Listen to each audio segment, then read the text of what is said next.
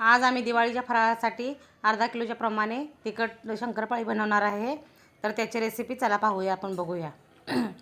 बघा, एकदम अशी कुरकुरीत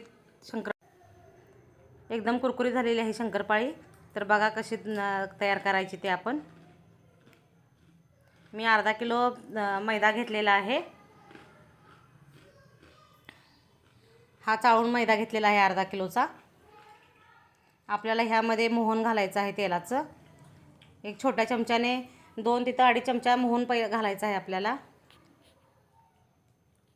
हे जिरं पावडर, धना पावडर, मीठ, हिंग पावडर,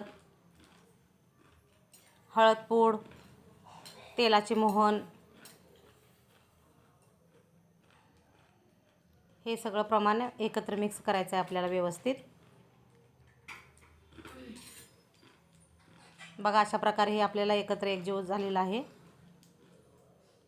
आता यामध्ये पाणी घालून आपल्याला हे पीठ सैलसर मळायचं आहे, जास्त घट्ट करायचं नाही।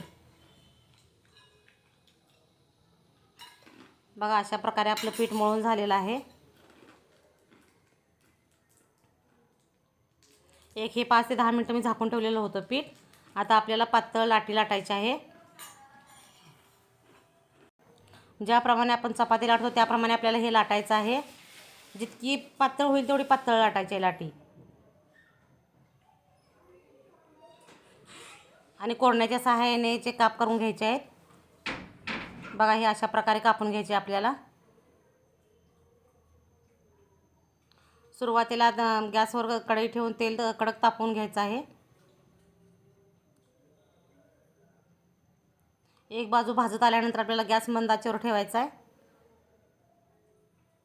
अशा प्रकारे आपली शंकरपाळी भाजून तयार झालेली आहे।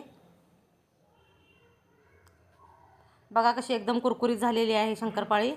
तुम्ही ही रेसिपी नक्की ट्राय करा आणि सांगा कशी झाली।